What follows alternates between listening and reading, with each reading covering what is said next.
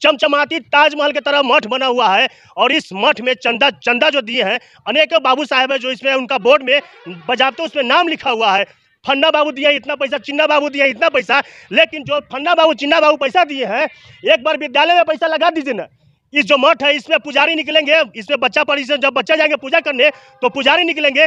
और ये जो विद्यालय है इसमें से आईपीएस आईएएस अधिकारी न जाने कौन डॉक्टर बनेगा, कौन विज्ञान बनेगा, कोई पता नहीं है। लेकिन किस तरह से व्यवस्था होगी, यहाँ के बच्चे से भी बात करवाएंगे। बच्चे से बात करवाने से पहले आपको ले चलते हैं। देख सकते हैं बरामदा एक रूम है और एक बरामदा पे घुमा घुमा के बच्चे को बैठाया जाता है। और बगल में किचन है, देख लीजिए। अगर इसमें से धुआं जब उठेगा तो बच्चे के स्वास्थ्य पर पड़ेगा। मास्टर साहब का मजबूरी है कि हम बच्चे को पढ़ाएंगे कहाँ, जो क्लास है उसी में हमको एडजस्ट करके रखना है। लेकिन जब यहाँ से धुआं उठेगा तो बच्चे का दमा का बीमारी होगा, अनेक प्रकार के बीमारी का सामना करना पड़ सकता है। बाबू कितना कष्ट होता है इस जगह पे? बहुत कष्ट होता है। बहुत कष्ट होता है। जब बारिश आएगा तो पूरा हवा के झोंका मारेगा तो भीग जाओगे। भीग जाओगे? हाँ। फिर क्या करोगे? ऐसी तरह से बैठना है। कौन क्लास में हो? तीसरा। क्या नाम है? निशांत। सर का पढ़ाई वढ़ाई सही करते हैं? खाना पीना सही मिलता है? हाँ। कोई तरह की दिक्कत नहीं ना। अगर बारिश आएगा पूरा हवा के झोंका तब कहाँ जाओगे? ये पढ़ेंगे। भीग जाओगे? कितना बार ऐसा हुआ है कि कभी भीज गए होंगे? बहुत बार होगा। बहुत बार हुआ कि आप भीज गए हैं यहाँ पे पढ़ते पढ़ते? अभी बेंच पर चार के बैठे थे। ब्रेंच पर देख लीजिए ना नीतीश कुमार, बिहार का बदलना चाह रहे हैं, एक विद्यालय का बदल के दिखा दीजिए। मीटर के दूरी पे ब्लॉक है जहाँ पे बीओ साहब बैठते हैं। जब बीओ साहब बैठते हैं तो थोड़ा बच्चों को भी आकर देख लीजिए विद्यालय में बच्चे किस तरह से पढ़ रहे हैं। नमस्कार, आप देख रहे हैं बिहार झारखंड टेलीविजन में, आपके साथ मनीष कुमार। अभी हम सकरा प्रखंड के अंतर्गत सरमसपुर गांव में आए हुए हैं, जहां पे आपको एक अनोखा विद्यालय दिखाने जा रहे हैं। और विद्यालय के प्रांगण में एक मठ बना हुआ है। आपको बता देते हैं कि 1971 में जिस समय विद्यालय स्थापना हुई थी उस समय से अभी तक यही स्थिति है। आपको जानकारी के लिए बता दें कि 1971 में जिस समय विद्यालय स्थापना हुई थी, जिस अवस्था में किया गया था उसी अवस्था में आज तक है ये विद्यालय। हमने प्रधानाध्यापक साहब से बात करने का प्रयास किए तो उनसे जानकारी मिली कि 1971 में विद्यालय स्थापना हुई थी, उस समय से अभी तक यही स्थिति है। और 1 से 5 तक बच्चा को पढ़ाई होता है, यानी 5वां तक एक क्लास है। क्लास चलती है। एक तरफ देख सकते हैं बच्चा बैठा हुआ है। अगर ये बच्चा तीसरा क्लास के है तो इधर दूसरा क्लास के है। ये सर कुछ और पढ़ाएंगे तो ये बच्चा कुछ और सुनेंगे, ये बच्चा कुछ और सुनेंगे तो ये बच्चा कुछ और सुनेंगे। यानी पढ़ने में दोनों आदमी को कष्ट यहाँ पे हो रहा है। यहाँ पे बच्चा को भी पढ़ने में कष्ट हो रही है और शिक्षक को भी पढ़ाने में कष्ट हो रहा है। पहले आपको डायरेक्ट यहाँ के प्रधानाध्यापक उनसे पहले बात करने का प्रयास करते हैं। सर, किस प्रकार से आपको बच्चा को पढ़ा रहे हैं? एक तरफ पहला बच्चा बैठा हुआ है, एक तरफ दूसरा बच्चा बैठा हुआ है, एक तरफ तीसरा बैठा बच्चा हुआ है। एक ही जो रूम है क्लास है, एक ही क्लास में सारे बच्चे को एडजस्ट करके रखें, किस तरह से आपको परेशानी होती है? ये देखिए कि हमारे पास कमरा का बहुत ही अभाव है। ये तीसरा वर्ग इधर बैठा हुआ है, दूसरा वर्ग वहाँ बैठा हुआ है, पहला वहाँ बैठा हुआ है और अंदर में एक क्लास है जिसमें चौथा पाँचवा को अलग अलग बैठा के हम लोग शिक्षण कार्य करते हैं। शिक्षण कार्य करने में बहुत ही कठिनाई होती है। इधर हम लोग पढ़ाते हैं, आजकल जो गतिविधि के माध्यम से पढ़ाना पड़ता है तो हम लोग को गतिविधि के माध्यम से पढ़ाना चाहते हैं, मगर जैसे ही यहाँ गतिविधि स्टार्ट करते हैं तो वो बच्चा सारा उठ के यहाँ चले आता है। फिर उसको अगर पढ़ाना चाहते हैं तो वो बच्चा वहाँ से चला आता है। अब हम लोगों को बहुत सारी परेशानियों का सामना करना पड़ता है, मगर जो संसाधन है, जो व्यवस्था है, उसी में हम लोग अच्छा से अच्छा शिक्षण कार्य करना चाहते हैं और देते हैं बच्चा को। इस प्रकार से बच्चा कितना पढ़ेंगे, कितना आगे निकल गए? क्या लगता है कि बच्चे का भविष्य को अंधकार में रखा जा रहा है?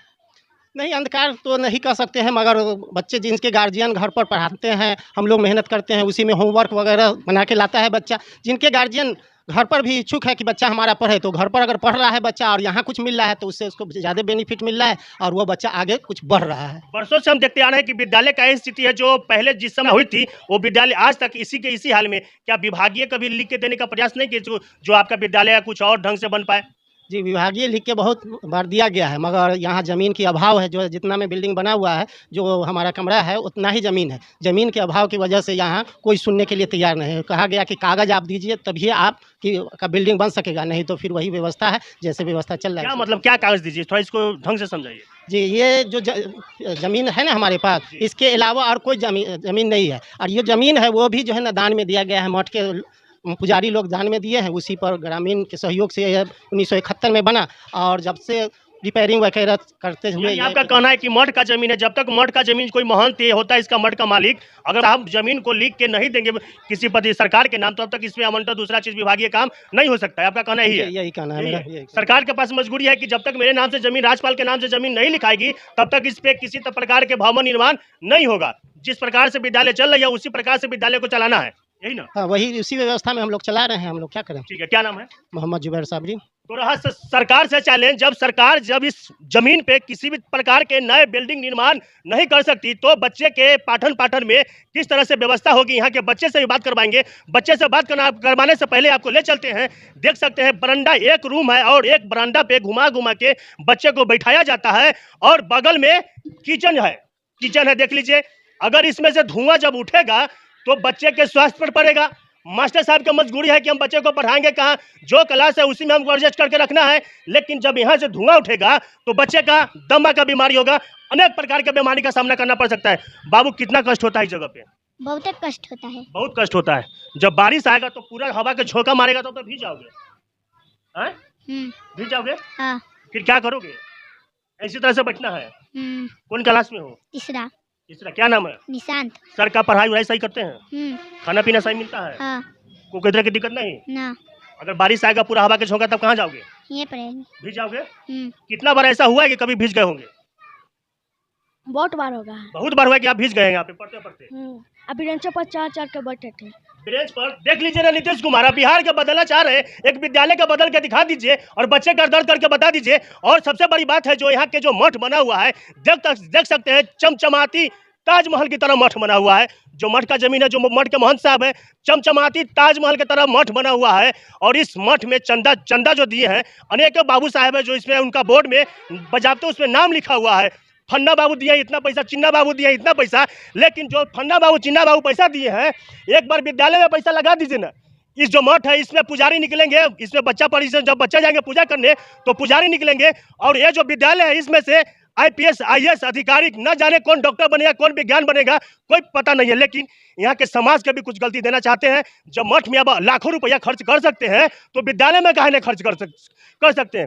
सरकार के भरोसे कब तक बैठिएगा? सरकार को साफ कहना है कि जब तक मेरे नाम से जमीन नहीं लिखाएगा तो हम काहे इस पे बनाए घर। जाहिर सी बात है नहीं बनाएंगे। लेकिन नीतीश कुमार जी जब सरकार के बच्चा के पैसा दे रहे हैं, खिचड़ी का पैसा दे रहे हैं, खाने का मिड डे मील का पैसा दे रहे हैं, मास्टर साहब के सरकारी बहाल दे, मास्टर साहब के तनख्वाह दे सकते हैं प्राइवेट जमीन पे, तो प्राइवेट जमीन पर इस पे नया बिल्डिंग का निर्माण भी होना चाहिए। और भी जानकारी आपको देने का प्रयास करते हैं। बाबू, कौन क्लास में हो तुम? दूसरा। यह है दूसरा क्लास और बोर्ड देख ले, ब्लैक बोर्ड देखिए, ये दूसरा क्लास का, इस पे पढ़ाई हो रहा है हवाई। और ये तीसरा क्लास है और ये चौथा क्लास है। इसमें देख लीजिए। बाबू, कौन क्लास में हो? 5। ये देखिए 5 क्लास, ये देखिए दूसरा क्लास सामने आपको बैठ के बतिया रही है। ये बच्चा कुछ और पढ़ेगा, ये बच्चा कुछ और पढ़ेगा, दोनों सुनेगा। यानी शिक्षक पढ़ाने में दिक्कत और बच्चे को भी पढ़ने में दिक्कत। और देख लीजिए, 1 मिनट और भी देख लीजिए, ये बच्चा देख लीजिए। और इधर देख लीजिए पानी का अंबारा लगा हुआ है, कचरा। इसमें से जब गंदगी जाएगा तो बच्चे के सेहत पे पड़ेगा। बच्चा जो गार्जियन भेजते हैं बच्चा को पढ़ने के लिए, लेकिन यहाँ पे बीमारी का सामना करना पड़ सकता है। हम इसमें दोष किसी को नहीं दे सकते।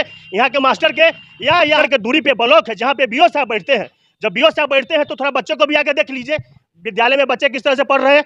और इस जाते जाते इस वीडियो को समाप्त करने से पहले आपको जानकारी देने और चाहते हैं, जो भी इस गाँव के महान व्यक्ति हैं, जब लाखों रुपया मंदिर मस्जिद में भी ढंग से बना दीजिए ताकि आपके गाँव के बच्चे जब डॉक्टर बनेंगे तो बहुत दूर तक आपका नाम होगा।